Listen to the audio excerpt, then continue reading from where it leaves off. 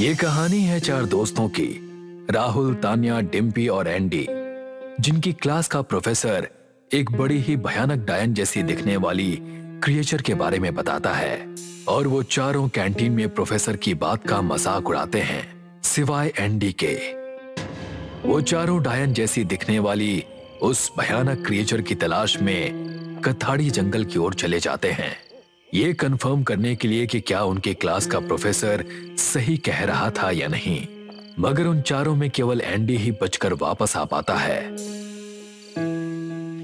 Professor अपनी class में कुछ माइथोलॉजिकल सब्जेक्ट्स के बारे में चर्चा कर रहे थे।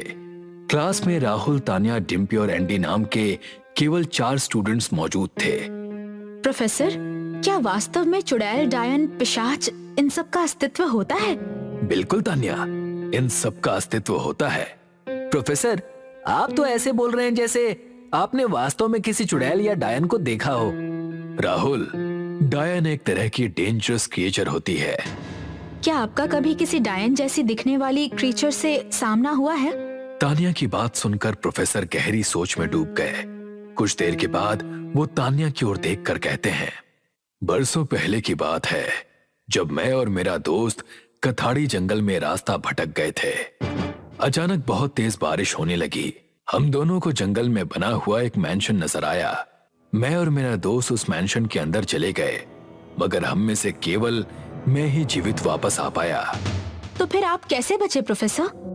क्योंकि मैं एक रहस्य जानता था। जब मेरा उस भयानक क्रिएचर से सामना हुआ तो मैंने हिलना डुलना बिल्कुल बंद कर दिया था।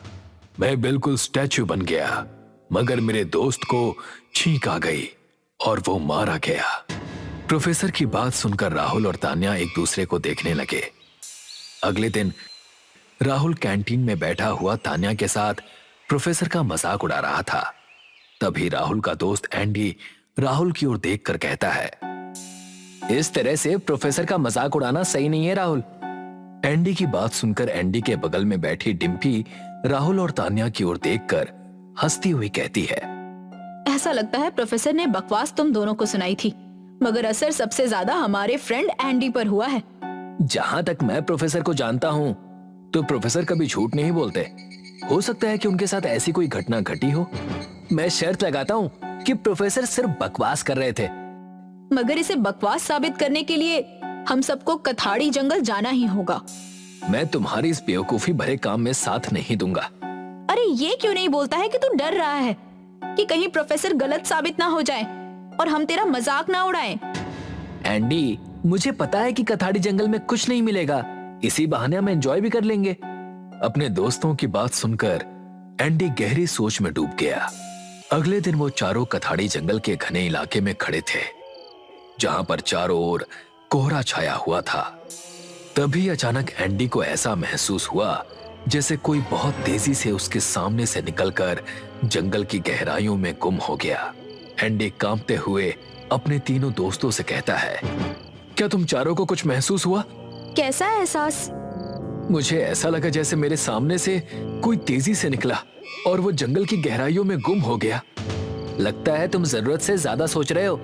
हम तीनों को तो ऐसा बिल्कुल भी नहीं महसूस हुआ। राहुल ने इतना कहा ही था कि तभी डिम्पी सामने की ओर देखकर आश्चर्य से बोली, वाह राहुल, वो सामने देखो, इस घने जंगल में कितना खूबसूरत मैंशन बना हुआ है। कहीं प्रोफेसर सच तो नहीं बोल रहे थे? तुम भी ना डिम्पी, जंगल में मैंशन होने का मतलब ये नहीं कि प्रोफेसर सच कह रहे थे। चलो हम अंदर चलते हैं। राहुल की बात सुनकर वो तीनों दोस्त राहुल के पीछे पीछे चल दिए। मैंशन का मेन डोर खुला हुआ था और अंदर की लाइट्स ऑन थी। राहुल मैंशन के अंदर कदम रखने ही वाला था कि तभी एंडी डरते हुए कहता है, मैं इस मैंशन के अंदर नहीं जाऊंगा। तुम तीनों को जाना है तो तुम जा सकते हो। इतना कहकर एंडी वहां से चला गया। उन तीनों दोस्तों ने एंडी को रोकने की बहुत कोशिश की, लेकिन एंडी ने उन तीनों की कोई बात नहीं सुनी। वो तीनों एंडी को जाते हुए देख रहे थे कि तभी उनके कानों में एक लड़की की आवाज टकराई। तुम तीनों कौन हो और यहाँ क्या कर रहे हो? उन तीनों ने जैसे ही पलट कर देखा तो उन तीनों के सामने एक सुंदर लड़की काले वस्त्र पहने बड़ी ही रहस्यमयी नजरों से उन तीनों को देख रही थी। हम तीनों दोस्त जंगल में रास्ता भटक गए हैं। मेरा नाम वेरोनिका है। मैं इस मैंशन में अपने परिवार के साथ रहती हूँ, मगर वो कुछ दिनों के लिए कहीं बाहर गए हुए हैं, इसलिए इस समय मैं अकेली हूँ और अकेली होने की वजह से बहुत ज्यादा बोर भी हो रही हूँ। तुम सब जितने दिन चाहो यहाँ पर रुक सकते हो, इसी बहाने मेरा भी समय कट जाएगा। कुछ ही देर में राहुल, तान्या और डिम्पी मैंशन के अंदर बने हुए एक बड़े से हॉल के अंदर बैठे हुए थे। वेरोनिका उनके ठीक सामने बैठी हुई थी।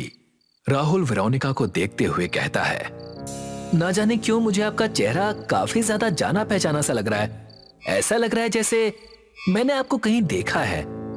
अक्सर कॉलेज के स्टूडेंट्स मुझे देखकर यही बोलते हैं, मगर वो बेवकूफ होते हैं, क्योंकि ऐसा बोलने वाले कभी भी इस मैंशन से बाहर नहीं जा पाते। वेरोनिका की बात सुनकर राहुल बुरी तरह से चौंक पड़ता है। क्या मतलब है तुम्हारा? राहुल ने इतना कहा ही था कि तभी वेरोनिका वहां से अचानक गायब हो जाती है। ये देखकर तीनों दोस्त बुरी तरह से घबरा गए। मुझे तो बहुत डर लग रहा है। इसका मतलब प्रोफेसर सही कह रहे थे, हमें यहाँ से भागना चाहिए। राहुल, डिम्पी और तान्या दरवाजे की ओर भागे ही थे कि तभी तेज हवा के साथ दरवाजा बंद हो गया और मैंशन हाउस की लाइट्स एक एक करके बंद होने लगी। तभी डिम्पी सामने एक दृश्य देखकर बुरी तरह से चीखने लगी। राहुल ने जैसे ही अपनी नजरें दौड़ाईं तो सामने एक दृश्य देखकर उसकी आंखें दहशत से फटी की फटी रह गई। तो सामने एक बड़ी ही भयानक दिखने वाली लड़की उन तीनों को घूर रही थी। अचानक वो लड़की उन तीनों की ओर देखकर कहती है, तुम तीनों झूठ बोल रहे थे ना कि तुम रास्ता भटक गए हो। सच ये है कि तुम तीनों मुझसे ही मिलने के लिए यहाँ पर आए थे और अब मुझे देखकर घबरा रहे हो। वैसे तुम्हें बता दूं कि इस मैंशन के अंदर मेरा बहुत बड़ा परिवार है। हर वो इंसान मेरे परिवार का हिस्सा है जिसका खून पीकर मैंने उसे मारा है। अगले ही पल राहुल का चेहरा बिल्कुल पीला पड़ने लगा। उसकी आंखें बुरी तरह से फैल गईं और उनमें से खून बहने लगा। कुछ ही देर में राहुल का शरीर एक कंकाल में परिवर्तित होकर गिर पड़ा। लगता है ये वही भयानक क्रीचर है, वही चुड़ैल जिसके बारे में प्रोफेसर बता रहे थे। तान्या, हमें किसी भी तरह से यहाँ से भागना होगा, नहीं तो ये हम दोनों को भी मार डालेगी। डिम्पी और तान्या बुरी तरह से चिल्लाती हुई वहां से दूसरे कमरे की ओर दौड़ने लगी।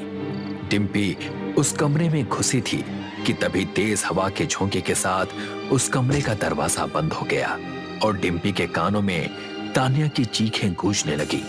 तभी अचानक एंडी डिम्पी के सामने आकर खड़ा हो गया।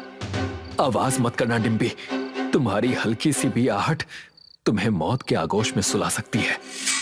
तुम अंदर कैसे आए आंटी? तुम तो चले गए थे। तुम्हें वो सामने खिड़की दिखाई दे रही है? वहीं से आया हूँ। मैंशन से बाहर जाने के बाद मैं कुछ ही दूर पहुंचा था कि रास्ते में मुझे एक बूढ़ी औरत मिली और उस बूढ़ी औरत ने मुझे जो बताया उसे सुनकर मेरा सर पूरी तरह से चकरा गया। ऐसा क्या बताया उस बूढ़ी औरत ने? यही कि इस मैंशन हाउस के अंदर जो डायन रहती है वो हमारी ही कॉलेज की एक स्टूडेंट थी। क्या बकवास कर रहे हो तुम? डिम्पी, प्रोफेसर ने हमें पूरी बात नहीं बताई थी। उस बूढ़ी औरत ने मुझे बताया कि इस मैंशन में भूतों का बसेरा है। वर्षों पहले हमारे कॉलेज में वेरोनिका नाम की एक बहुत ही खूबसूरत लड़की पढ़ती थी। एक दिन वेरोनिका के दोस्त उसे जंगल के इसी वीरान पड़े मैंशन में अंदर लेकर आए और उसके साथ बदतमीजी करने लगे। वेरोनिका उनसे बचने के लिए मैंशन के एक कमरे के अंदर छुप गई। वो घंटों उनसे बचने के लिए कमरे में बैठी रही, मगर अचानक उसे छींक आ गई और वो पकड़ी गई। जब उसके दोस्त अपने गंदे मकसद में कामयाब नहीं हो पाए तो उन्होंने बड़ी बेरहमी से वेरोनिका को मार दिया और भाग गए, क्योंकि एक भूतिया मैंशन हाउस था। वेरोनिका मरने के बाद एक डायन बन गई। जब भी कोई इंसान इस मैंशन हाउस में आता है तो वेरोनिका उसे मार देती है, सिवाय उस इंसान के जो उसके सामने बिल्कुल स्टैच्यू बन जाता है। वेरोनिका उसे नहीं देख पाती। अगर अपनी जान बचानी है तो हम दोनों को स्टैच्यू ही बन के रहना है। एंडी ने इतना कहा ही था कि तभी तेज हवा के साथ दरवाजा खुल गया और एंडी और डिम्पी अपनी सांस रोककर खड़े हो गए। अचानक डिम्पी को जोर से छींक आ गई। छींक आते ही डिम्पी का शरीर हवा में उछल गया और कुछ ही पलों में उसका शरीर कंकाल बनकर फर्श पर गिर पड़ा, मगर एंडी टस से मस नहीं हुआ। कुछ देर के बाद वेरोनिका वहां से गायब हो गई। एंडी दौड़ता हुआ प्रोफेसर के घर तक जा पहुंचा। क्या हुआ एंडी, तुम्हारे चेहरे पर घबराहट कैसी? एंडी ने सारी घटना बताते हुए प्रोफेसर से कहा, राहुल, तान्या और डिम्पी को मेरी आंखों के सामने उस भयानक दिखने वाली बला ने मार दिया। विश्वास करो एंडी, अगर तुम अभी उस मैंशन हाउस में दोबारा जाओगे तो तुम्हें राहुल, तान्या और डिम्पी के कंकाल भी नहीं मिलेंगे। तो क्या वो इंसानों को ऐसे ही मारती रहेगी? नहीं एंडी, वो डायन लोगों को नहीं मारती, बल्कि लोग मरने के लिए वहां पर स्वयं चले जाते हैं। अगर जिंदा रहना चाहते हो तो भविष्य में कभी भी उस जगह पर नहीं जाना। एंडी चुपचाप अपने घर चला गया। इस घटना को वर्षों बीत चुके हैं, मगर एंडी आज भी जब उस भयानक घटना को याद करता है तो उसकी हालत डर की वजह से एक स्टैचू की तरह हो जाती है।